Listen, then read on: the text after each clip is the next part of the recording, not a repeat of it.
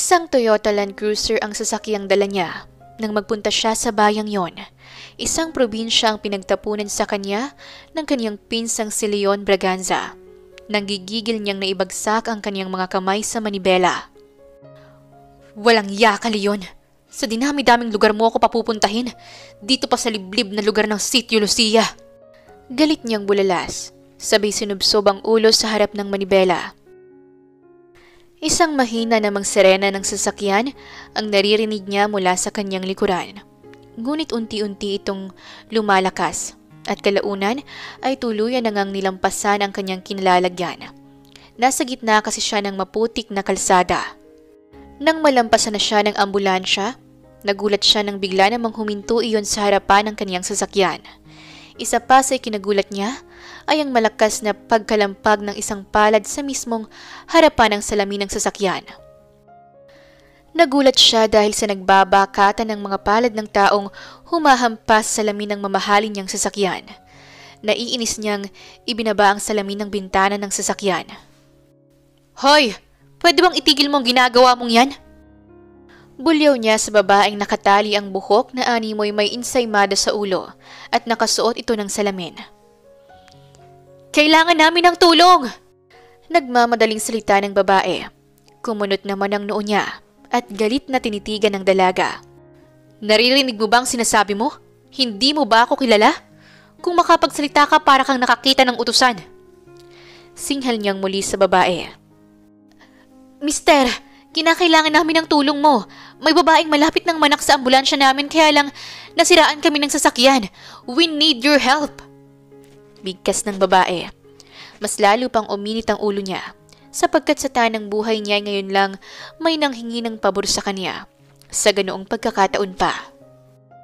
Well, I don't care. Busy akong tao. Kinakailangan ko nang umalis. Sinimulan niyang muling pihitin ang susi ng sasakyan para mag-start yon. Akma na nga niyang paaandarin ng sasakyan niya nang makita naman niyang humarang ang babae sa daan. Kailangan namin ng tulong mo. Kung hindi mapapahamak ang buhay ng mag-ina. Please naman, mister. Sabi pa ng babae habang nakadipa pa ang dalawang kamay sa hangin. Anak ka naman ng ano. Umalis ka nga dyan. Wala akong panahon para tumulong. Hindi ako nagpunta sa lugar na to para tumulong sa mga nangangailangan. Buisit. Sambit pa niya. Ngunit natagpuan na lang niya ang kanyang sarili na nasa harap na ng isang maliit at lumang ospital. Pumasok pa siya sa loob ng ER at naiiling siyang lumapit sa information desk. Anong klaseng ospital ba to? Naitanong niya sa nurse na naroon din.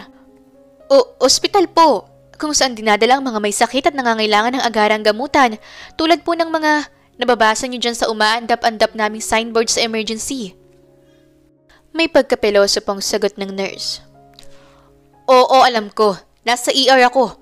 Pero ang gusto kong malaman kung bakit ganun. Bakit ang ambulansya niyo sirain? At kakarag-karag pa. Dahil kung hindi, wala sana ako rito para pasakin ang mga taong yon. Yung babaeng siga. Si Dr. Mayo de la Rosa. Pasensya na po kayo, sir. Emergency ang nangyari. Hayaan niyo't gagawa na po agad namin ng report. Sabi lang ng nurse na kanina ay nasa harap niya. Ngunit sa isang iglap lang ay wala na pala siyang kausap. Ay naku, napaka-weirdo ng mga tao rito. Hindi ko alam na may ganito pa palang lugar dito sa bansa. Napaupo na lang siya sa upuang naroon. Napayuko at napasalo ang dalawa niyang palad sa kanyang muka. Maya-maya ay nakita niya ang sigang babae na kanina lang ay nakaharang sa kanyang sasakyan at handang magpakamatay para lang matulungan niya. Hoy! Hoy! Hindi mo ba ako napapansin? Naiinis niyang tawag sa babae. Palakad-lakad kasi ito at paikot-ikot sa mga pasyenteng nasa ER. Ngunit, abala pa rin itong nagsusuri sa mga swerong nakakabit sa mga pasyente. Naiinis siya dahil hindi man lang siya nito pinapansin sa kabila ng pagtulong niya at dapat pa nga siya nitong pasalamatan. Hoy, babae! Ang yabang mo, no? Nahawi pa niya ang kurtina, ngunit wala na pala doon ang doktora. Muli niyang hinanap at nakita niyang nakatayo sa harap ng nurse station. Mabilis niya itong nilapitan. Ano sa tingin mo? Ganun na lang yun? Pagkatapos mo kong gamitin? Napapabuka na lang siya ng bibig.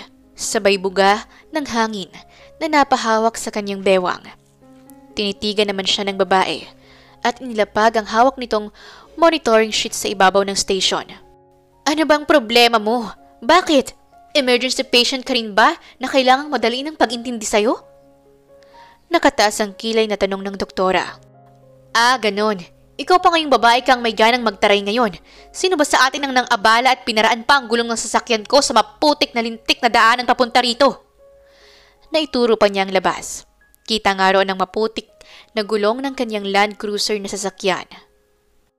Napangiwi naman ng babae at nakataas ang kilay na tumingin sa kanya. Unang-una, hindi tulong ang ginawa mo sa akin. Halos ibuwis ko nga ang buhay ko, kulang na lang magpasagasa ako sa'yo. Isakay mo lang ang pasyente ko. And by the way, kahit saan ka pa dumaan ngayon, ganyan talaga kaputik.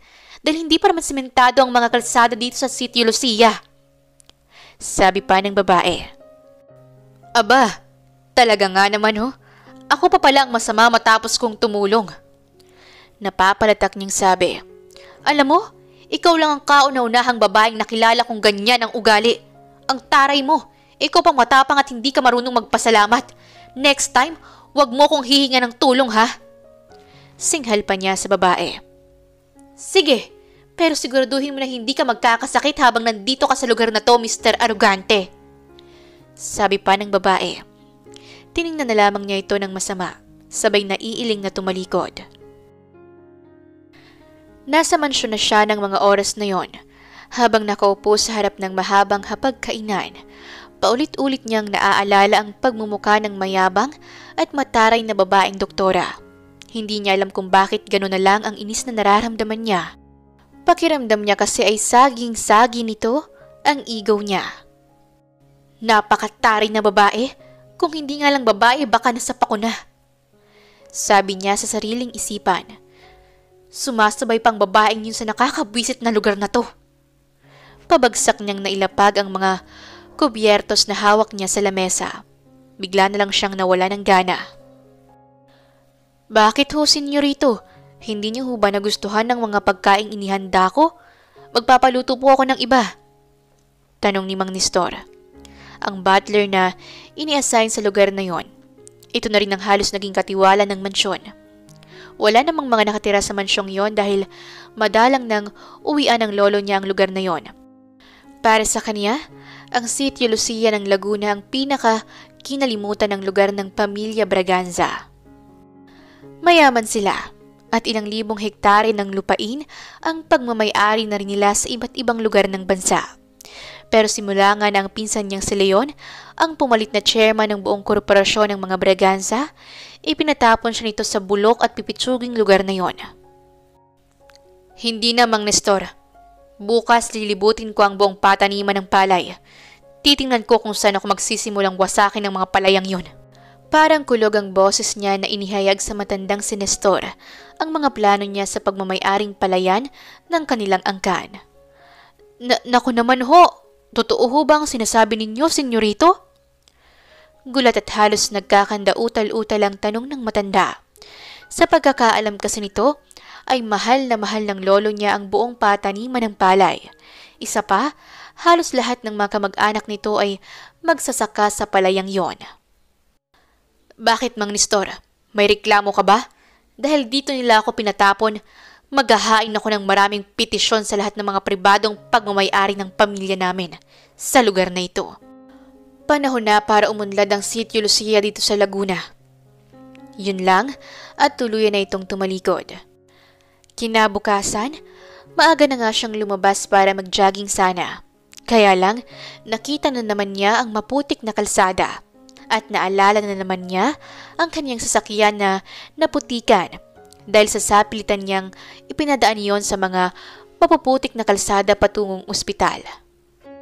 Habang naglalakad-lakad, nakita niya ang mga magsasaka. Halos lahat ay maaga pa lang sa taniman ng palay. May ilang nagtatanim pa lang. May ilang nag-aararo gamit ang kanilang kalabaw. Grabe, probinsyang-probinsya talagang lugar na to. Pasalamat na nga lang ako at may signal ng internet. Kung hindi talagang mababagot ako, baka wasakin ko pa ng maaga ang lugar na to. Sabi niya sa isipan lamang. Habang hawak niya ang kanyang cellphone, nakatayo siya sa gilid ng daan kung saan malapit siya sa putikang taniman ng palay.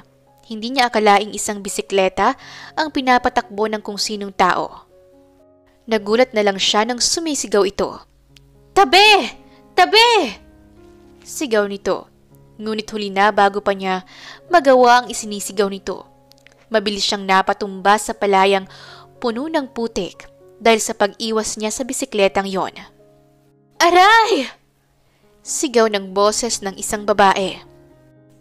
"Ouch! Nakakainis talaga!" Nagpalingalinga pa siya at lalong ikinasiklabo ng dugo niyang nakitang pagtatawanan ng mga taong nakakita sa kanila. Hindi rin niya namalayang nakadapa sa katawan niya ang babae. "Pwede ba? Umalis ka nga sa ibabaw ng katawan ko. Ikaw ang nagmamaneho ng bulok na bisikletang yan dito sa palayan. Tingin mo tama ang ginagawa mo?" Bulyaw niya sa babaeng nakadapa pa rin sa kaniyang katawan. Maagap naman itong napabangon at napaupo na lang rin sa putikan. Inayos muna nito ang salamin tsaka tumitig ng mabuti sa kanya. Ikaw na naman?" Sabay pa nilang naibulalas. Nanlalaki ang mga mata niya at muling nanumbalik sa kanya ang pagkainis sa babae. Mabilis namang napatayo ang dalaga. May ilang magsasaka ang lumapit sa kanila at nakita niya rin si Mang Nestor. "Doktora Mayo, ayos lang ho ba kayo?" Magalang at mahinahong tanong ng isa sa mga matandang magsasaka. "Nako, Mang Nestor, ayos lang ho ako," sagot nito sa matanda. "Senyorito Julian, ayos lang ho ba kayo?" Nag-aalalang tanong rin ni Mang Nestor. "Bakit ka ba nagbabike ng ganitong oras sa mga makikipot na daanan?" Nakasimangot niyang tanong. "Sorry na, hindi ko naman alam na sira na pala ang preno niyan." Napapangusong sagot ng dalaga. Napabugas siya ng hangin at nakakunot noon na namang tinitigan ng dalaga. "Di ba doktora ka? Bakit hindi ka nag-iisip? Pwedeng mas malalang disgrasya ang nangyari." Pasigaw ulit niyang salita. Bakit ka sumisigaw?" "Bakit ako sumisigaw?" Nanlilisik ang mga mata niyang naitanong sa babae. Ngunit maya-maya ay nakaramdam siya ng kirot sa kaniyang braso. Dugo! Senyorito! May dugo ang braso mo!" Sambit ng matanda. Natataranta itong lumapit sa kanya. Ngunit iniangat niya ang braso niya nang nagtangkang lapitan iyon ng matanda. "Aalis na ako! Kayong lahat!" Baling pa niya sa lahat ng manggagawa. "Ihanda ninyo ang sarili ninyo sapagkat plano ko ng wasakin ng sakahang ito. Nauunawaan niyo ba?" Isang malakas na sigaw ang ginawa niya. Sabay titig ng masama sa dalagang doktora at saka umalis sa harapan nito. "Mayo, mukhang malalim ang sugat niyang natamo. Nakita kong sinalag niya ang bisikleta para hindi ka matamaan. Kaya naman, tulungan mo sana siyang magamot ang mga sugat niya." Pakiusap ni Mang Nestor na hindi niya alam ay ama ng dalaga. Talaga po?" Napapakurap-kurap na nasabi ng dalaga. Nasundan ito ng tingin ng binatang halos iika-ikang naglalakad pabalik ng mansyon. Mabuti na lang at hindi naman ganun kalayo ang mansyon mula sa pataniman. Sa bakuran pa lang ay nagbukas na ito ng tubig sa gripo. Kinuha ang host at binanlawan ng mga putik sa katawan nito. Nang makapagbihis na siya, nagulat siya nang makita sa loob ng silid niya ang isang babae. Nakasuot ito ng puting t-shirt, jogger at white sneakers. "Anong ginagawa mo rito?" Mabilis niyang nahablot ang isang braso nito para sana palabasin ng dalaga. "Oy, Mr. Arrogante, isang mayabang at masungit na matandang binatang tulad mo. Mabilis nang masaktan sa tingin ko, pwedeng nabalian ka ng gulugod o di kaya ay may mga nabaling buto dyan sa balakang mo," sabi ng doktora. Napatingin naman siya sa babae. Nakita niyang nakataas ang salamin nito sa mata, sa bandang ulo. Doon pa lang niya nakita na may kagandahan pala ang dalaga. Halos isang dangkal na lang ang layo ng kanilang mga muka sa isa't isa. Ang mga mata nito ay nakatitig rin at tila ayaw papatalo. Napapabuntong hininga siyang binitawan ang kamay nito. Napatingin siya sa ibang direksyon at naiiritang muling tumingin sa dalaga. Hindi ka natatakot, no? Hindi mo kinatatakutan na mapahamak sa bahay ko. Ang lakas ng loob mo, ha? Mariin ngunit mahinang salita pa niya. Ngunit walang pagbabago sa hilatsa ng mukha ng dalaga. O siya, titingnan ko muna ang sugat mo sa kaliwang braso. Diyan sa bandang siko. Sabi nito na medyo huminahon ng boses. Mabilis nitong kinuha ang braso niya, ngunit pahablot niya yung binawi. Akin na nga, ang arte mo. Halatang old man ka na, kaya ka siguro hindi nakakapag-asawa dahil dyan sa kasungitan mo at kayabangan at pagiging arugante. Sabi pa nito habang tinitingnan ang sugat niya. Nagbukas ito ng medicine kit at kumuha ng betadine. Pinahiran iyon kaya lang nasaktan siya dahil medyo nasanggi ng daliri nito ang bahaging nabalatan. Aray! Masungit nitong salita. Sorry! Sabay hipa nito sa sugat. Hindi niya namamalayang napapatingin na pala siya sa mga labi nito na nagkakandahaba sa paghipan upang matuyo ang gamot na nilagay. Maya-maya ay binalutan na nito yon ng gasa. O ayan, malinis na ang sugat mo at nilagyan ko na ng gamot para hindi na maimpeksyon. Salamat nga pala sa pagsalag mo sa bakal ng bike ha, para hindi ako matamaan. Ayan, this time nagpasalamat ako kasi alam ko naman na kusang tulong ang ginawa mo. Salamat din kahapon pero 50% lang ang pasasalamat ko para doon kasi alam ko naman na hindi bukal sa loob mo ang pagtulong. Sana naman sa uuliting mahihingi sa'yo ng tulong, tulungan mo na lang, lalo na kung agaw buhay. Sermon pa nito sa kanya, sabay tumalikod na at lumabas ng kwarto niya. Nagtataka naman niyang nasundan ito, ngunit napatunong siya sa isipan niya, paano nga palang isang tagalabas ay nakapasok sa kwarto niya nang ganun-ganun na lang. Mabilis siyang napatayo at bumaba sa kusina para tanungin ng katiwalang si Mang Nestor. Mang Nestor! Natigilan siya sa pagtawag sa matandang lalaki nang makita ulit niya ang babae na nakaupo ito doon sa lamesa sa kusina kung saan kumakain ang iba pang tagapaglingkod. Wow! Feel at home! Taas ang noo niyang tanong sa babae.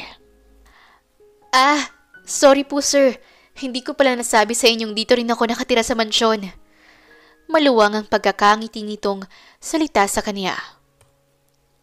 What? Napahawak sa bewang na nabulalas niyang tanong. Naku sir, pasensya ka na sa anak namin.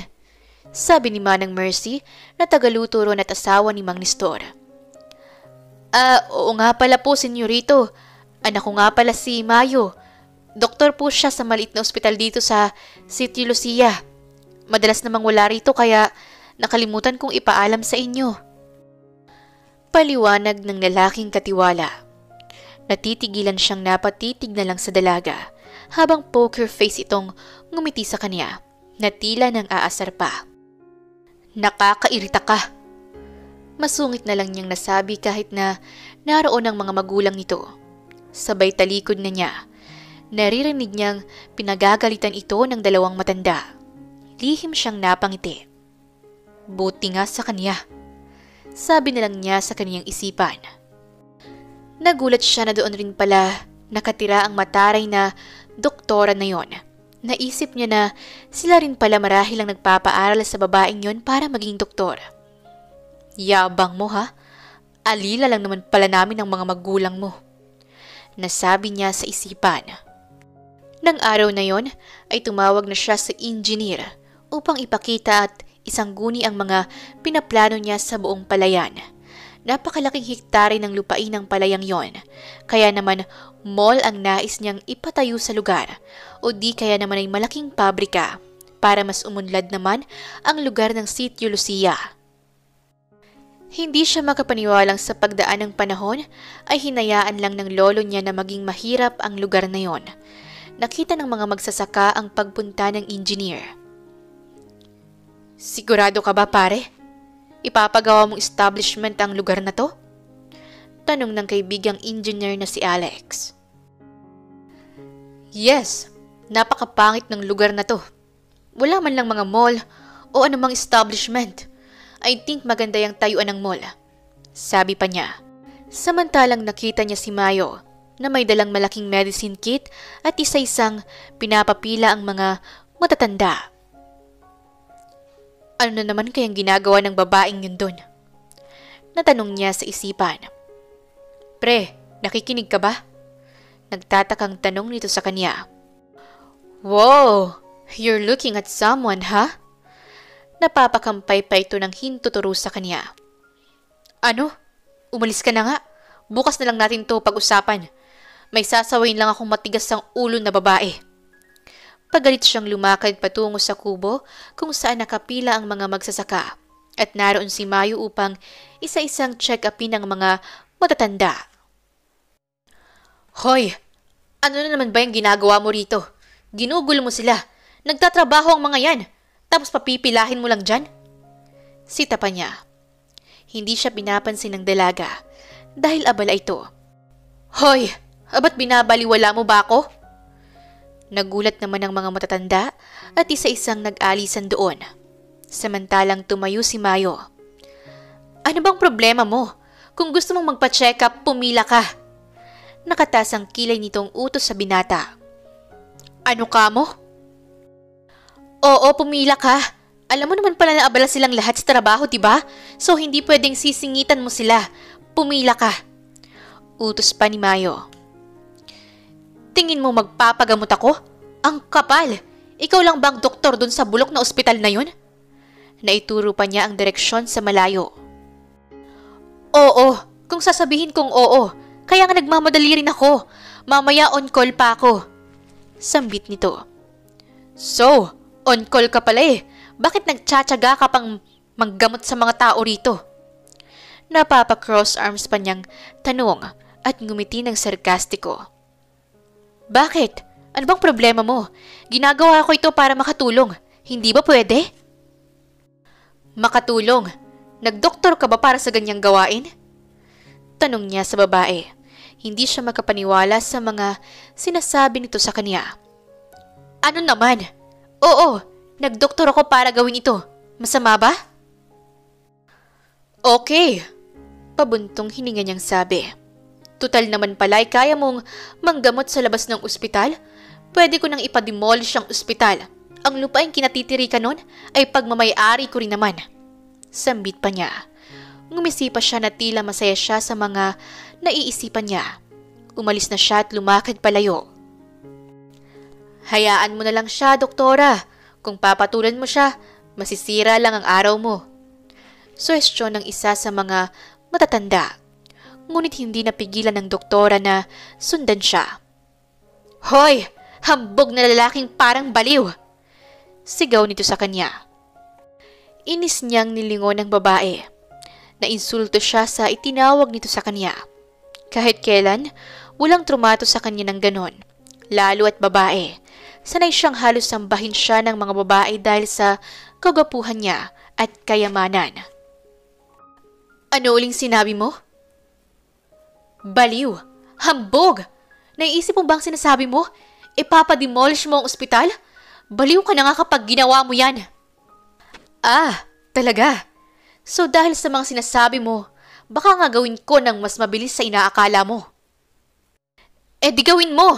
Tutali naman ang kaya ng mga aruganting tulad mo. Sa sobrang taas ng tingin mo sa sarili mo, akala mo'y magagawa mo ng basta na lang ang lahat ng anumang naisin mo.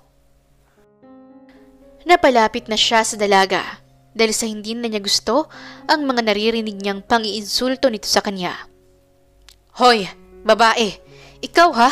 Sumusobra ka na. Baka hindi mo kilala kung sino ako. Ako si Julian Braganza. Ako ang Natigilan siya sa mga sasabihin nang dumapo sa isang pisngi niya ang isang palad ng dalaga. Halos mahilo siya sa lakas ng impact noon. Ikaw, si Julian Braganza, ang pinakamasamang apo ni Don Desmond Braganza. Ang akala mo ba hindi ko kilala ang buong angkan mo? Para sabihin ko sa'yo, ikaw lang ang hindi ko kilala at nagsisisi akong nakilala kita. Sa lahat, ikaw ang masama ang ugali. Si Sir Leon, hindi ganyan ang ugali. Kaya nga sa kanya ipinagkatiwala ang korporasyon nyo, di ba? Palatak pa ni Mayo sa kanya. Muling tumingin ng tingin na ng iinsulto. At siya ang naging chairman sa halip na ikaw. Okay na desisyon yun. Kasi kung ikaw, baka maraming tao ngayon ang nagdurusa. Sabay talikod ng dalaga sa kanya. Talaga nga yatang sinasagad nito ang pasensya niya. Sino ba ang babaeng ito sa akala niya para ihambing siya kay Leon? Siya yung lalaki na hindi mahihigitan ni Numan. Kaya naman hinabol niya ito. Nang maabutan ay mabilis na hinablot ang isang braso. Anong sabi mo? Ako ang pinakamasama? Pwes, ipaparanas ko sa iyo ang lupit ng mga lumabas dyan sa bibig mo. Sabay mariin niyang hinalikan ng dalaga sa mga labi nito. Ngunit mabilis siyang itinulak nito at malakas na sinampal muli. How dare you! Wala ka nang awa sa mga taong may hirap? Wala ka ring modo sa mga babae? At muling tumakbo si Mayo palayo sa kanya. Samantalang naiwan siyang napapangiti. Hindi niya alam kung bakit para yatang nakahanap siya ng katapat sa katauhan ng babaeng doktora. Iyon ang unang pagkakataon na nasampal siya nito. Ngunit ang pinagtataka niya, hindi niya magawang magalit ng tuluyan sa dalaga. Matapos ang engkwentrong yon, hindi na niya nakita si Mayo ng mga sumunod na araw. Hindi na raw ito nakakauwi dahil sa dami ng pasyente nito sa ospital. Naisip niyang magpunta sa ospital ng araw na yon para tingnan ang kalagayan ng lugar. Naisip na rin niya ang binitiwan niyang salita kay Mayo patungkol sa lugar na iyon. Hindi niya alam pero tila ba may nag-uudyok sa kaniyang pumaroon. Pagkarating niya doon, agad siyang bumaba ng kaniyang sasakyan. Nakita niya na may ilang sasakyang ambulansya ang nakapark sa labas ng ospital. Pagpasok pa lang niya sa ER, nakita na niya ang halos nagkakagulong mga pasyente at ilang mga nurse, ngunit wala pa ang doktor. Miss, nasaan ang doktor? Kailangan ko ng doktor! Pagalit niyang sabi sa nurse. Sandali lang po sir, maaring maupo muna po kayo dyan sa tabi, kasalukuyan pong may mga ginagamot ang aming mga doktor. Magalang namang sagot ng babae. Bakit? Ano bang nangyayari? Nako, meron pong 5 kabataan ng nalason yata dahil masakit ang tiyan nila, kaya naman sila ang kinakailangang malunasan. Pero unahin niyo muna ako, kailangan ko ng doktor. Masakit itong sugat ko eh. Giit niya, dahil nais niyang makita ang babaeng manggagamot. Nang lumabas ang dalaga, nakita niya agad ito. Tumayo siya upang mapansin siya nito. Hoy, babae! Tawag niya sa doktora, pero para bang wala itong nakita o narinig. Dumiretso sa mga pasyente. Naiinis siyang tumayo at sinundan-sundan ang babaeng doktor. Hoy! Sabi ko, hoy! Galit pa niyang wika habang hinaharangan ng dalaga. Napabuntong hininga na lang si Mayo. Nurse Joy, tawag niya sa isang nurse. Ano ho yun, Doc?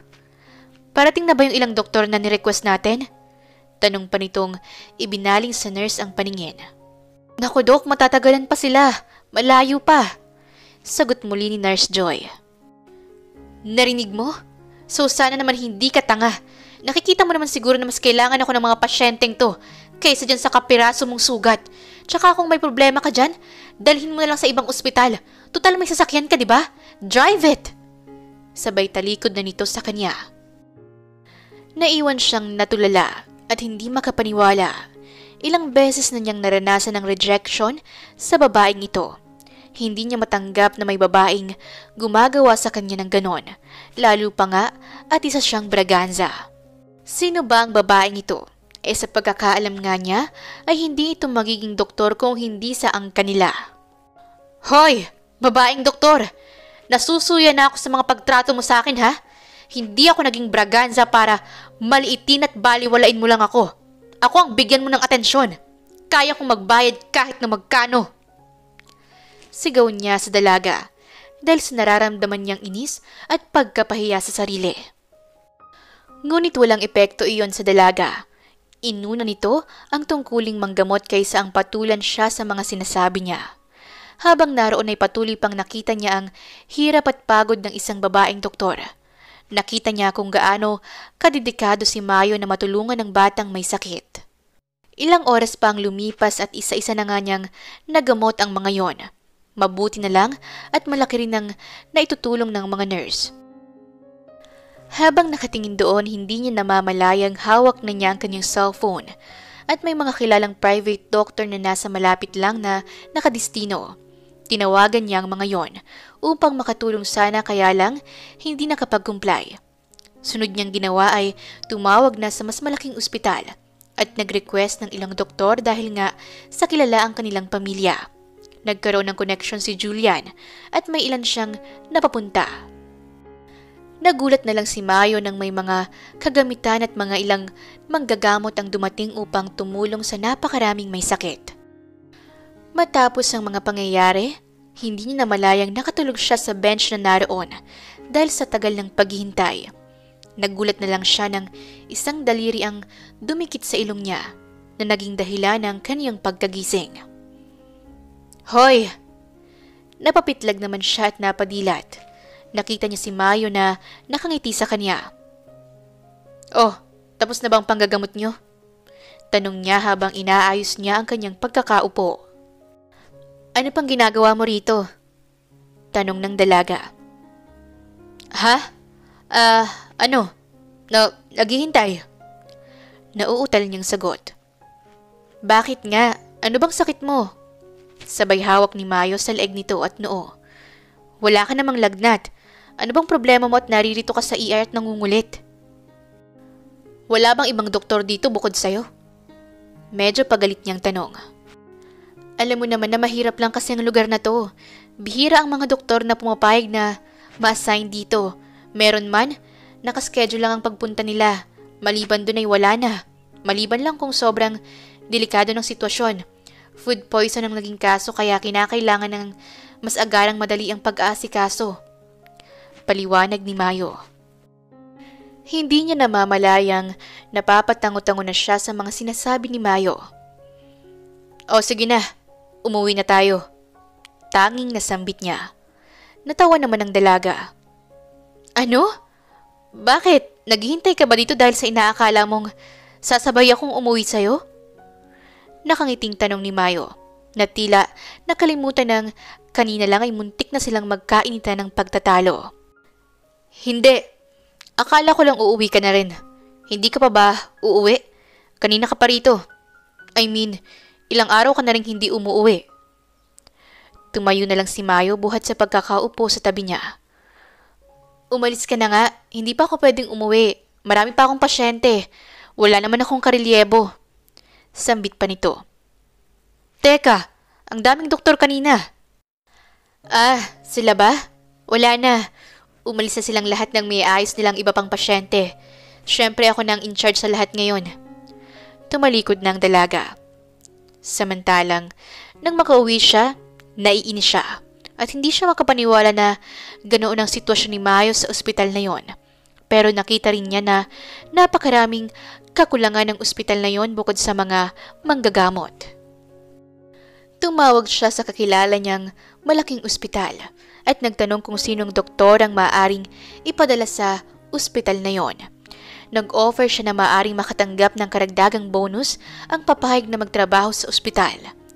Humiling rin siya ng mga bagong kagamitan, pati na rin ambulansyang magagamit ng pagamutan. Nakita nga kasi niyang luma na ang ambulansya.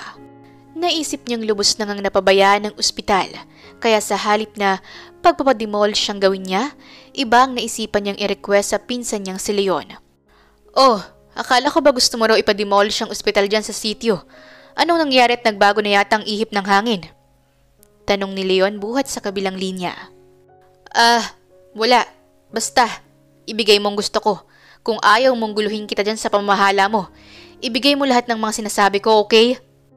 Pautos niyang wika sa pinsan.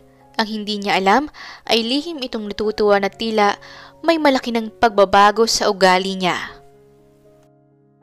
Makalipas pa ang isang linggo habang naglalakad siya sa palayan, nakita naman niya si Mayo na may tulak-tulak na kariton.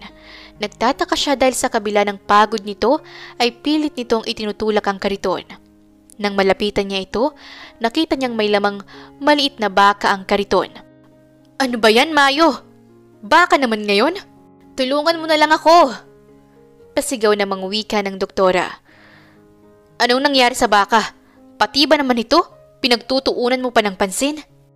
Ay, ang dami mo namang reklamo. Tulungan mo na ako at pasanin mo tong baka, dali. Dalhin natin siya ron sa kubong yon.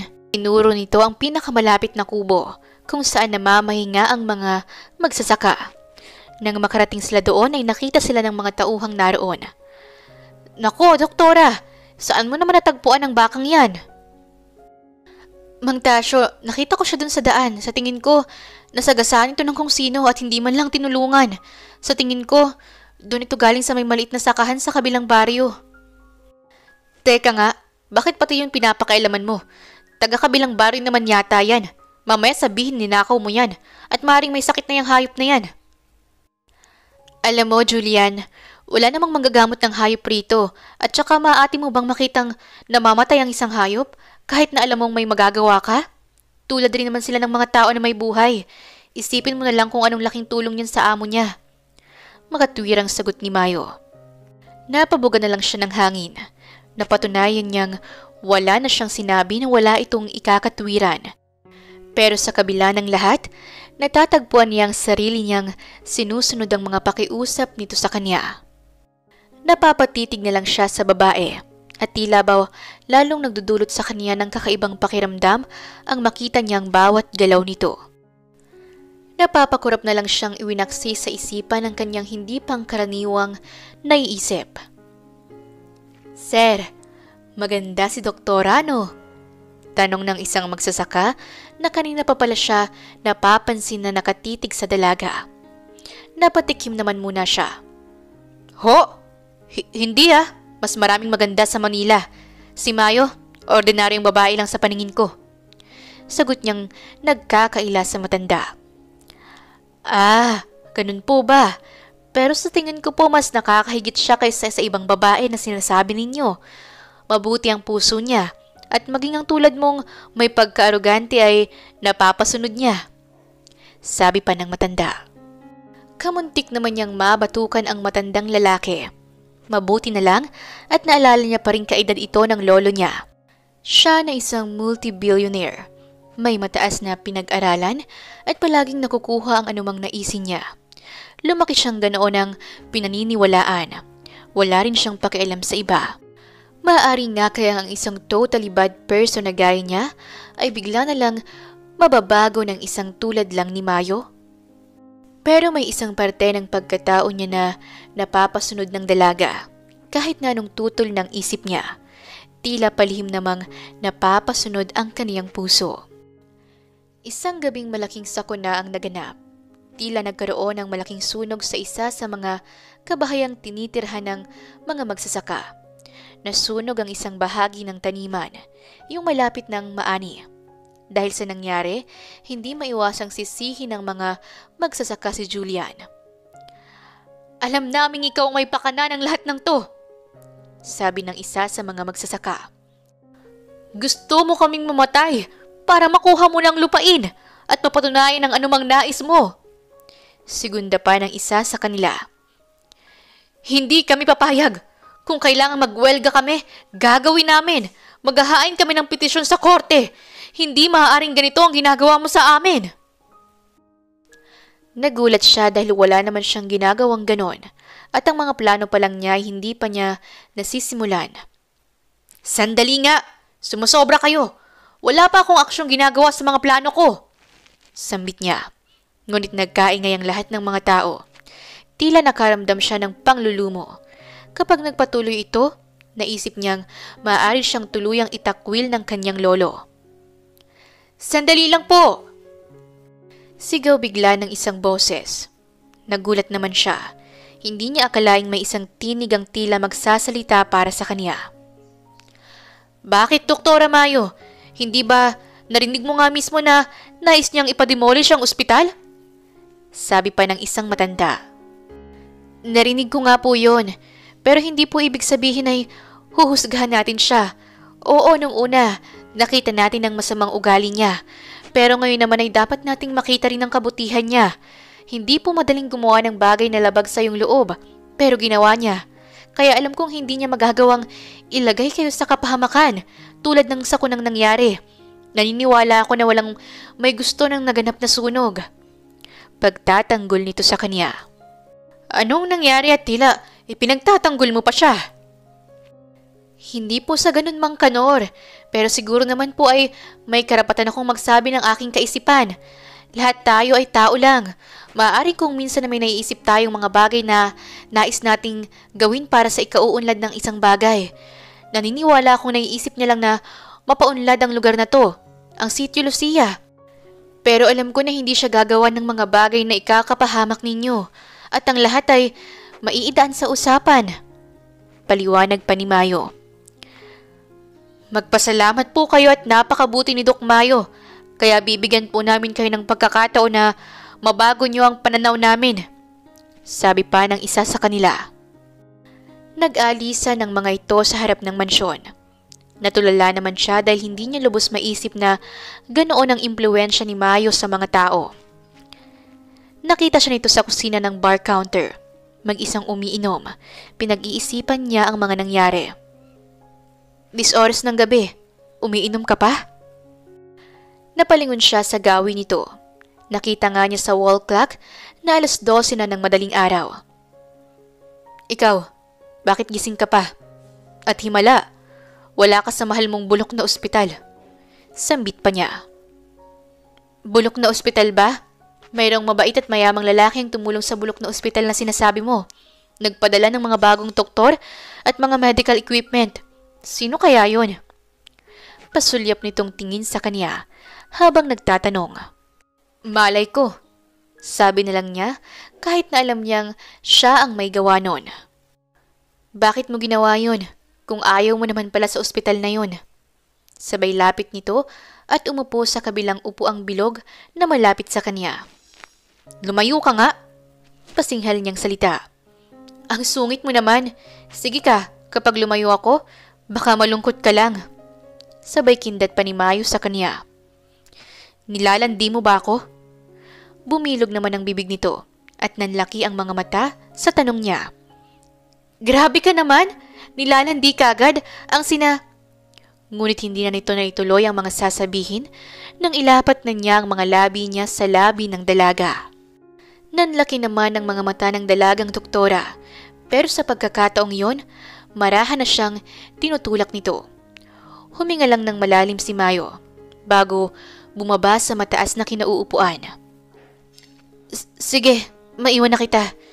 Delikado ka palang kausap. Nanunuka ka. Sabay talikod nito sa kanya at patakbong tinungo ang hagdan upang pumunta na sa kanyang kwarto. Naiwan naman siyang nakangiti habang sinusundan ang dalaga. Ginawa mo pa akong manok. Sabay napapabunghalit siya ng tawa kahit na siya na lang ang mag-isa sa kinauupuan. Samantalang si Mayo naman ay kabang-kaba dahil sa ginawa sa kanya ni Julian. Hindi niya alam kung anong nangyayari sa kanya. Oh my! Bakit ang lakas ng tibok ng puso ko? Hoy! Puso! Tahimik! Sitapan niya sa kanyang sarili. Sabay tinapik-tapik ang sariling dibdib. Sabay napahawak siya sa kanyang mga labi. Kulang na lang ay magwalling siya. Hindi niya kinakaya ang enerhiya ni Julian. Naisip tuloy niyang kinakailangan na niya itong iwasan. Pero paano niya ito maiiwasan? Sa tuwing titingnan niya ang binata, nakadarama siya ng awa. Para kasing walang nakakaintindi sa mga ninanais nitong gawin. Kaya kinabukasan, sinubukan niya itong iwasan. Lumalakad siya ng dahan-dahan ngunit nasakto namang nagbukas ito ng pintuan ng kwarto. Bakit ganyan kang lumakad? Naka-cross arm na tanong nito sa kanya. Ha? Ano kasi baka magising kita. Alam kong puyat ka at may hangover ka pa. Siya nga pala, ito. Inumin mo pantanggal ng hangover. Sabay abot niya sa isang tableta. Ngunit bigla na lang hinablot nito ang kamay niya. Kaya naman, napasandal siya sa dahon ng pintuan. Nakatitig lang ang mga mata nito sa mukha niya. Siya naman ay mariing napapapikit. Hindi niya namamalayang humahaba na pala ang nguso niya sa pag-aakalang hahalikan siya ng binata. Natatawa na lang na dinutdot ni Julian ng isang daliri nito ang kaniyang noo. Ano ba sa akala mong gagawin ko sa'yo? Siguro, nagustuhan mo ang halik ko kagabi, no? Nakangisipan itong tanong sa kanya. Uy, hindi ah. Ang kapal nito. Aalis na ako. Nagkakandahaba ang mga ngusong. Inalis niya ang sarili sa harapan ng binata. Uuwi ka ba? Habol nitong tanong. Napahinto naman siya at nilingon ng binata. Hindi. Maiksi niyang tugon. Bakit? May mga doktor na dun ah.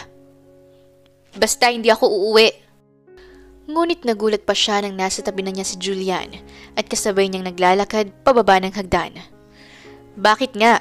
Susunduin na lang kita. Nakangising sambit nito sa kanya. Natigilan naman siya. Hindi kasi siya sanay na hindi sila nagbabangay nito. At isa pa, ano namang meron at susunduin pa siya nito. Kaya lang nasa labas na sila. Nakita na naman nila ang ilang grupo ng mga magsasaka. Tila si Julian ang hinihintay. Doktora, kailangan lang naming makausap ang lalaking yan. Sabi ng isang lalaki. Ang problema ay hindi niya kilala ang lalaking yon. Halos lahat kasi ng trabahante sa bukid ay nakausap na niya at kilala niya. Bakit? Anong kailangan niyo sa akin? Sandali, bakit gusto niyo siyang kausapin? Sabat niya. May nais lang kaming iparating kay Mr. Braganza. Masama ba, doktora? Masama ang tingin ng lalaki. At napansin niyang may hawak na karit ang mga ito. Hindi kami pwedeng makipag-usap. Antayin niyo na lang ang pinuno ng kawani ninyo. Harang pa ni Mayo. Nag-aalala siyang may mangyaring masama kay Julian. Maya-maya ay mayroon namang dumating na mga pulis. Nakita iyon ng mga kalalakihan na huminto sa tapat ng mansyon at nagsibabaan papunta sa mga ito. Anong nangyayari dito? Tanong ng isa sa mga pulis. Wala naman ho. Gusto lang namin sanang makausap si Mr. Braganza. Sagot ng isa sa mga lalaki. Kung gusto ninyo siyang makausap, sa police station niyo pwedeng pag-usapan ang mga hinaing ninyo. Sagot naman ng mga pulis. Kaya naman hindi na nagpumilit pa ang mga kalalakihan. Bilang pangako naman ni Julian sa mga ito, nakakausapin niya ang lahat sa takdang panahon.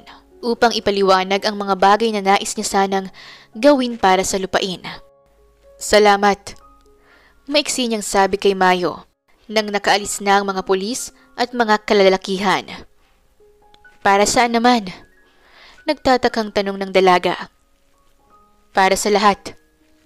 Mahinang tugon muli ni Julian. Napapakamot naman si Mayo ng kilay niya. At tila hindi niya kayang salubungin ang mga tingin ng binata. Alam niyang hindi niya dapat bigyan ng kulay ang ginagawa nitong pagpapasalamat. Sige, alis na ako. Marami pang pasyente ang nangangailangan sa akin. Sagot na lang niya sa binata. Nang makaalis na ang dalaga ay nagbalik naman si Julian sa loob ng mansyon. Nakasalubong naman niya si Mang Nestor at ang asawa nitong si Manang Mercy. Senyorito, nakaalis na hubang mga pulis? Tanong ni Mang Nestor. Kayo hubang tumawag ng mga pulis? Mahinahong tanong niya sa mga ito. Nako, senyorito, sa uuli-uli ay wag po kayong sasama bigla o basta sa mga yon. Hindi natin alam baka mamaya ay padala sila ng mga kaaway na gustong kumamkam ng lupain ng lolo ninyo. Sabi pa ni Mang Nestor. Mang Nestor, hindi ho ba naging masama ang pagtrato ko sa inyo? Pero bakit po nagmamalasakit pa rin kayo sa akin? Napabuntong hininga naman ang dalawang matanda. Senyorito, hindi yan totoo. Maaring lumaki lang kayo sa lugar na walang nagpapakita o nagpapaunawa sa inyo ng bagay kung paano maging mabuti sa kapwa. Pero ang lolo nyo, napakabuti niya po sa amin. Kaya kahit po magpakita kayo sa amin ng kagaspangan ng ugali, alam po namin na mabuti kayong tao. Sabi ni Aling Mercy. Sa inyo po pala nagmanang anak niyong siga. Natatawa niyang sabi. Nako, senyorito, pasensya ka na sa anak namin. Kung minsan ay palagi kang napapagtarayan, pero kung naaalala mo pa siya noon, isa sa mga nag-alaga sa'yo nang magkasakit ka. Noong nadala ka sa Amerika, mga 3 buwan kang nabulag. Naalala mo ba yun? Ho? Oo, naalala ko pa nung 20 years old ako. Naoperahan ako sa mga mata. Pero nang tanggalin na ang takip ng mga mata ko, hindi ko naman siya nakita. Ah, oo, kasi bumalik na ang anak namin. Nag-aaral pa kasi siya noon ng pagdudoktor. Nang malaman ni Julia na isa pala si Mayo sa mga nag-alaga sa kanya noon, nagtaka siyang hindi nito sinabi sa kanya ang bagay na yon. Kaya naman hindi siya nakatiis na nagpunta sa ospital para makita ang dalaga. Mahina siyang kumatok upang maagaw ang atensyon ng dalaga. Kasalukuyan kasi itong nagbabasa sa loob ng opisina nito. Oh, bakit ka narito? Wala lang. Naisip ko lang na bisitahin ka. May sinabi sa akin ng mga magulang mo.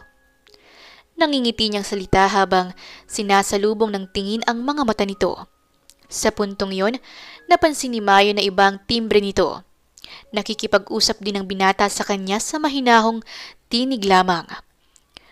Parang nagbago ang ihip ng hangin. Anong ihip?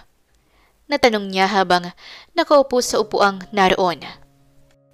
Ikaw, hindi ka yata galit at naiinis ngayon at yung mga nakaarko mong kilay tila hindi ko na nakikita. Talaga?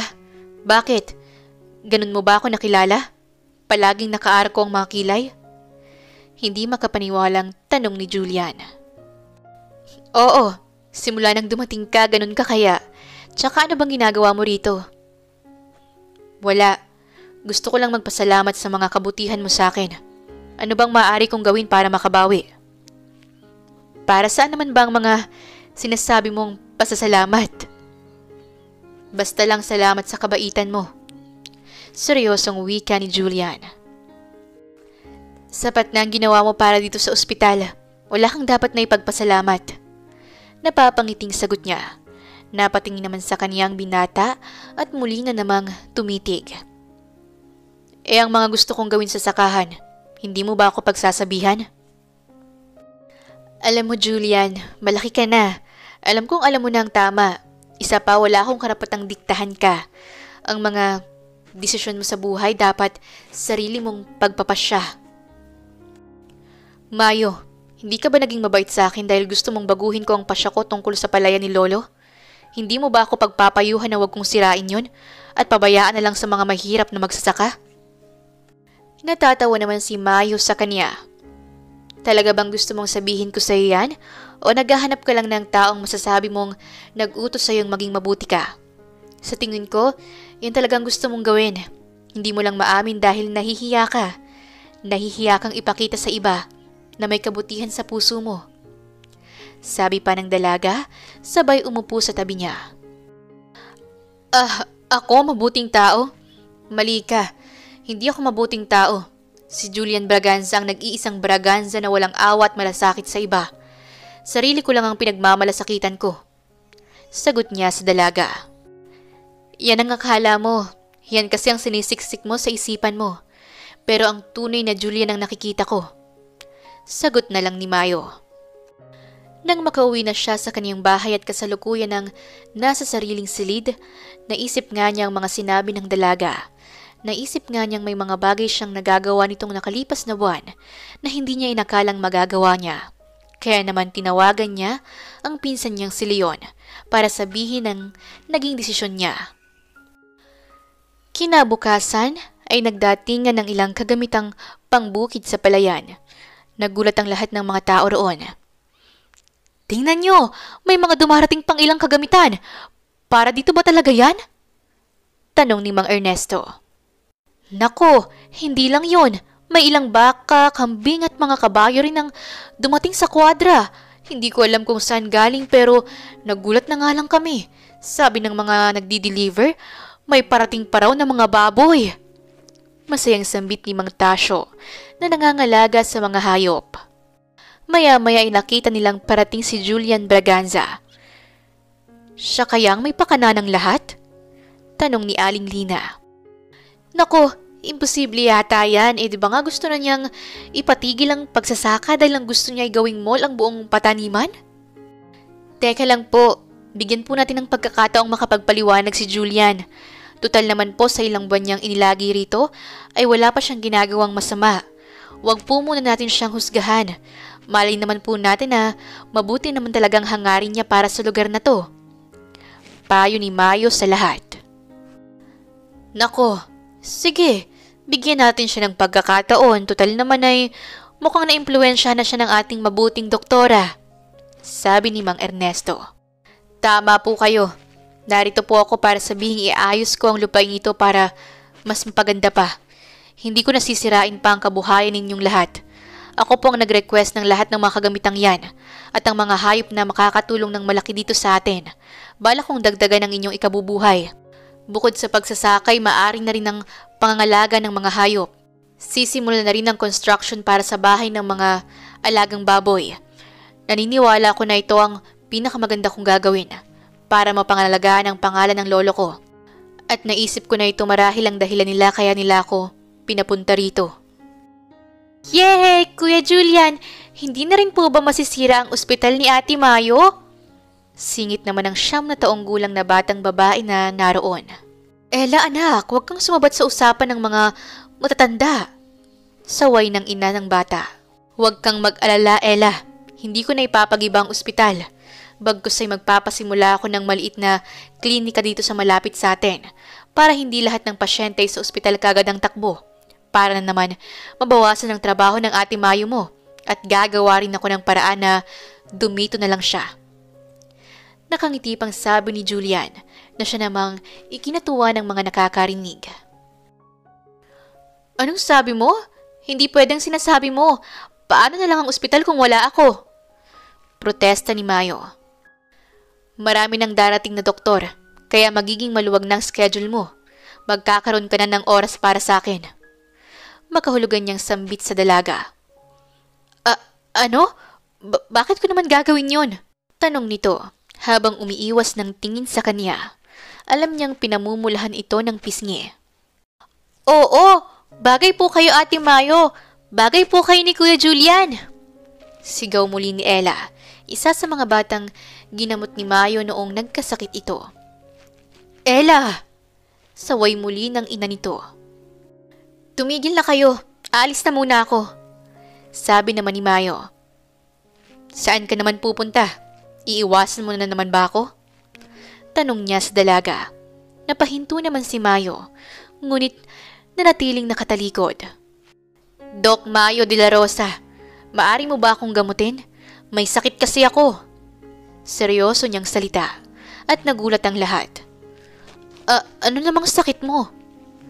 Nauutal na tanong ni Mayo nang humarap sa kanya. Dito. Inilapag niya ang kanyang palad sa kaniyang dibdib at marahang tinapik-tapik yon.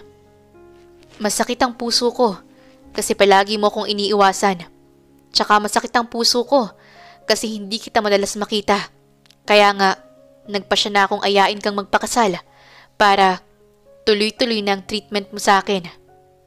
Inilabas nito ang isang singsing at marahang lumapit sa kanya. Doc Mayo de la Rosa, please be my personal and exclusive doctor. Sabi niya habang nakaluhod sa harap ng dalaga. Napatakip naman ng 2 palad si Mayo sa kaniyang bibig. Hindi siya makapaniwala na nakaluhod ngayon sa harapan niya si Julian Braganza. Ano? Personal and exclusive na doktor mo? Nauutal na ulit ni Mayo sa sinabi ng binata. Oo, you're mine and I want you to be my wife. Maging personal na doktor pwede, pero exclusive? Sorry po, hindi pwede. Sagot niya. Ha? Bakit? Ayaw mo ba sa akin? Akala ko gusto mo rin ako. Tanong ni Julian. Magkaiba naman yon. Ibang pagkakagusto ko sa'yo sa pagiging exclusive doctor ko. Hindi ako pwedeng tumigil sa panggagamot ng ibang tao. Doktor ako at may sinumpaang tungkulin. Sagot ng dalaga. Natawa naman ang binata at nilapitan siya. Anong sagot mo sa pag-aaya ko sa iyong pakasalan ka? Magiging Mrs. Julian Braganza ka na ba? Seryosong tanong ni Julian. Sige na anak, pumayag ka na. Alam namin ng tatay mo na noon mo pa mahal si Senyorito Julian. Hindi ba inaalagaan mo pa siya sa Amerika noon? pagbubuking pa ng kanyang ina.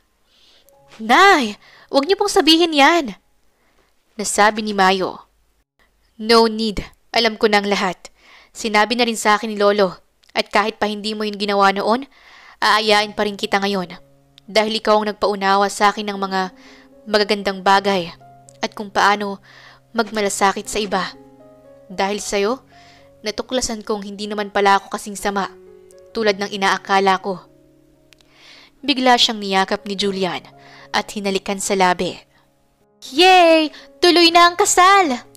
Sabi pa ng batang si Ella. Masaya namang nagpalakpakan ng lahat ng mga taong naroon.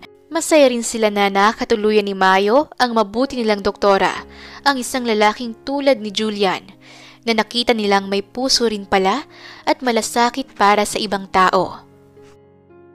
Nabalita sa buong angka nila ang gagawin niyang pagpapakasal sa isang simpleng babae na manggagamot. Kaya naman gustong makilala ng mama at papa niya ang dalaga. Kaya sa isang party ay isinama niya si Mayo. Sigurado ka ba talagang kailangan kong makilala ang buong angkan mo? Tanong ni Mayo. Kinakabahan ito dahil alam nitong mayayamang tao ang buong Braganza. Mukhang kinakabahan ng babaeng siga. Okay lang yan. Alam kong kayang-kaya mong dalhin ang sarili mo, kahit na saan ka pa ilagay. Proud na sabi ni Julian. Hinawakan niyang isang kamay ng fiancé. Alam mong proud ako sa'yo. Sambit pa niya sa dalaga at hinagkan ang mga labi nito. Alam ko, pero alam mo bang proud rin ako sa'yo? Sana alam mo yan. Sambit ni Mayo. Nang naroon na sila sa malaking mansyon ng mga Braganza, tila naluluha ang mga mata ni Mayo. Napakalaking mansyon iyon. Halos doble ng mansyon sa sityo. Kaya naman, namangha talaga siya. Pagpasok pa lang nila, nakita niyang naglingunan ng lahat ng mga tao sa kanya. Oh, narinig na palang mapapangasawa ng bagong farmer. At dahil dyan, babansagan ka naming the farmer's wife. Sabi ng isa sa mga pinsan ni Julian. Nagtatawanan ng mga ito at masaya silang sinalubong. Napatawa naman siya. Hindi niya naisip na sasabihin iyon ng mga pinsan niya. Huwag niyong hamunin ng fiancé ko. Hindi siya natatakot sa mga sasabihin niyo. I think she already accept it. She's a daughter of a former farmer. Kaya hindi na bago ang bansag na yan. Sagot ni Julian. Hindi naman maunawaan ni Mayo ang ibig nilang sabihin. Julian, anong ibig niyong sabihin? Nagtataka niyang tanong. Alam mo ba kung bakit? Dahil ang anak namin, ipinagpalit ang napakalaking posisyon niya dito sa kumpanya para lang maging magsasaka sa bukid. Inaako niya ang pamumuno doon sa Sitio Lucia, ang lugar na halos pabayaan na namin at kalimutan sa mga listahan ng mga ari-arian. Sabat ng isang sopistikadang babae. Sa tingin ni Mayo ay ang ina ni Julian. Ma, napag-usapan na natin to ni Papa, di ba? Sagot naman ni Julian sa kaniyang ina. Oo, pero gusto kong malaman kung okay lang ba sa babaeng niya na maging isang magsasaka ang isang lalaking may mas magandang kinabukasan pa sana. Hindi tong plano namin para sa'yo, anak. Sambit ni Mrs. Linda Braganza. Ano naman po ang masama sa pagiging magsasaka? Wala pong maihahaing bigas sa hapag ng bawat pamilya kung walang mga magsasaka. Kung magiging magsasaka si Julian, ako ng pinakamasayang babae. Dahil naniniwala ako ng trabaho ng mga magsasaka ay trabaho ng mga taong responsable. Hindi po biro ang magtanim at hintay ng pagdating ng anihan. Kaya lahat ng mga farmers ay mayroong responsable at matyagang pag-uugali at kaisipan. Dahil sila yung mga taong matyaga at marunong maghintay ng tamang oras. Hindi po madaling gawin ang bagay na yon. Walang takot na sagot ni Mayo sa ina ni Julian. Dahil doon ay hindi na ito nakasagot sa sinabi ng dalaga. Lalo namang humanga si Julian sa kaniyang fiancé. Honey, hayaan mo ng anak mong magdesisyon para sa buhay niya. Matanda na siya. Sabat ng isang lalaking may edad na rin. Iyon si Mr. Raymond Braganza. Kasalanan ni Leon to. Marahil ay gusto kasi nitong makuha ang lahat ng korporasyon. Sambit pa ng ginang. Mama, tama na nga. Nakakahiya ang pinapakita niyo sa fiancé ko. Ako ang nagkusang tanggapin ng trabaho sa bukid at malapit ko nang gawing rancho ang Sitio Lucia Ang totoo niya, nagpapasalamat ako kay Leon. Kasi kung hindi ako napunta sa lugar na yon, hindi ko mabubuo ang pagkatao ko ngayon. Hindi ko malalaman kung saan ako nararapat. Sawa na akong makipagkompetensya sa kahit na sino sa mga pinsan ko para lang maipakita ko sa inyo na I'm worth it.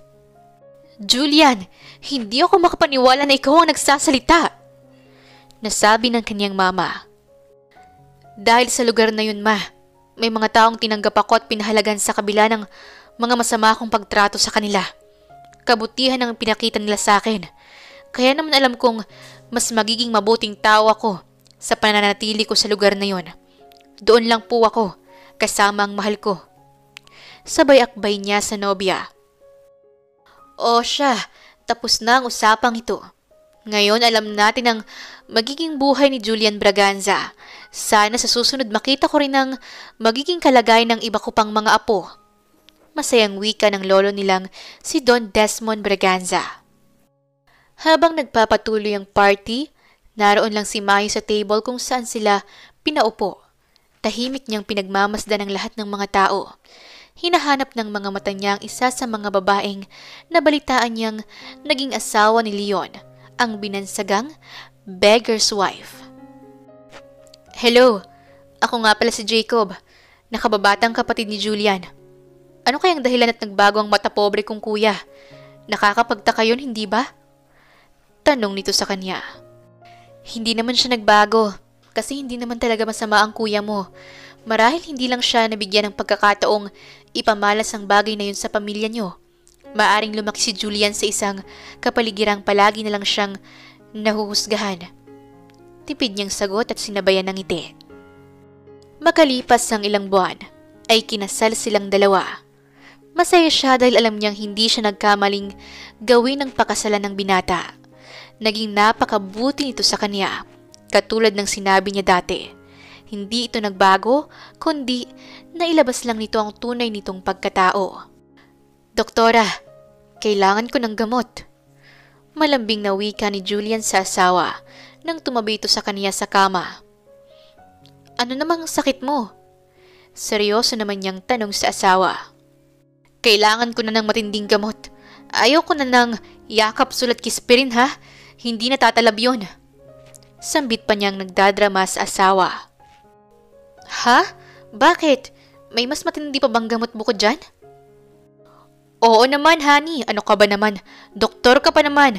Mas gusto ko yung matapang na gamot. Yung tipong pagkatapos mong ibigay sa akin, tiyak kong magaling agad ako. Sabi pa ni Julian. Nakakatawa ka naman, honey. Ano ba yun? Teka, hahanapin ko muna sa medicine cabinet. Tangka pa siyang aalis at tatayo sa tabi ng asawa. Kaya lang ay mabilis naman siyang hinatak ng asawa at ipinailalim siya nito. Ay!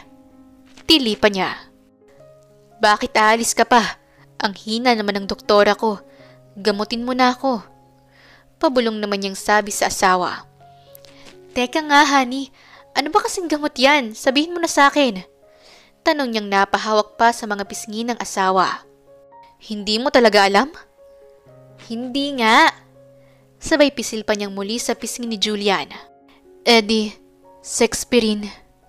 Pabulong pa niyang sambit sa asawa niya at sinabayan pa ng bunghalit ng tawa. Grabe ka talaga, honey. Kung ano-ano nang naiisip mo, alam ko namang gamot yan. Kinikilig rin niyang sambit. Nayakap niya ito at hinalikan. Alam naman kasi niyang naglalambing lang ito sa kanya dahil sa matagal na niya itong hindi na pagbibigyan. Kaya naman sa halip na iwasan niyang paglalambing ng mabait at maunawain niyang asawa, ay tinugon niya yon ng ubod ng tamis na halik at puno ng pagmamahal. Naalala pa niya ang sumpaan nila noong ikasal sila sa harap ng altar, ang sumpaan ng kanilang pagmamahalan. Mamahalin kita sa hirap at sa ginhawa. Paliligayahin kita sa lahat ng oras. Ipaparamdam ko sa iyo kung gaano ako kasaya na ikaw ang babaeng pinakasalan ko. Kahit ilang hektare ng lupain ay makakaya kong araruhin. Maipakita lang sa iyo ang katas ng lahat ng pagod ko. Gagawin ko ang lahat mapaligaya ka lang at mabuhay tayo ng masaya at masagana.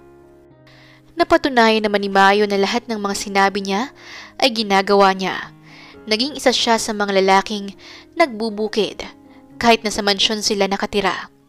Natutuwa ang marami dahil kahit na hindi niya yun dapat gawin, natutuhan niyang makisama sa mga tauhan niya at mas magbigay ng malasakit sa mga magbubukid at matulungan ng mga ito na magkaroon ng maayos na buhay. Kasabay naman din noon ang pagpapagawa nila ng maliit na klinik at sa dami ng mga nagpapagamot doon, hindi na magawa pang mamalagi ni Mayo sa malaking ospital ng Sitio Lucia. Alam din kasi niyang marami ng mga doktor na pumayag na ma-assign doon. Tumulong din sila sa pagpaparenovate ng ospital para sa ikauunlad ng pagamutan sa lugar na yon. Lumipas pa nga ang panahon, nakilala rin ang Sitio Lucia bilang isa sa mga pinakamaunlad na lugar sa buong Laguna, nang hindi na kinakailangang wasakin ng anumang magagandang lugar at tanawin doon. Patuloy pa rin ang lugar nila sa pag-unlad ng dahil na rin sa mabuting puso ng mag-asawang Julian at Mayo Braganza. "Malapit na ako, mga anak!" sigaw ni Mayo. "Ha? Anong gagawin ko, honey? Tatawag ako ng doktor." "Ako nga ang doktor, sinong tatawagin mo?" sigaw ni Mayo.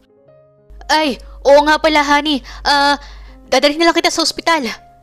Natatarantang sambit ni Julian. "Hindi na yata ako aabot, honey. Ikaw na lang ang magpaanak sa akin. Kayo ng nanay ko." "Ano, honey naman? Makakaya ko ba yun?" "Ginawa na natin, di ba? Tinulungan mo akong magpaanak sa loob pa mismo ng sasakyan mo." Sambit niya sa asawa. Iyon ang sandaling naalala niya ang una nilang pagkikita. Nakilala niya ang babaeng magpapabago pala ng kanyang pananaw sa buhay. "Honey, manganganak na ako. Ihanda mo na ang mga kagamitan. Ikaw na magpaanak sa akin. Hindi na ako aabot sa ospital." Sigaw muli ng asawang si Mayo. Ilang sandali pa nga at napaanak niya ang kanyang asawa. Sa tulong na rin ng pag-i-instruction nito sa kanya, katulong ang mga biyanan niya, maayos nilang natulungan si Mayo na makapagsilang sa panganay nilang anak. Isang lalaki ang naging anak nila na pinangalanan niyang Hunyo, dahil buwan ng Hunyo nang isilang ito sa mundo. Masayang masaya si Julian habang binabantayan ang bagong silang niyang anak. Hindi niya ito hiniwalayan simula ng isilang. Damang-dama niya ang kaligayahan. "Honey," pabulong na tawag ni Mayo sa kanya. "Bakit, honey, may kailangan ka ba?"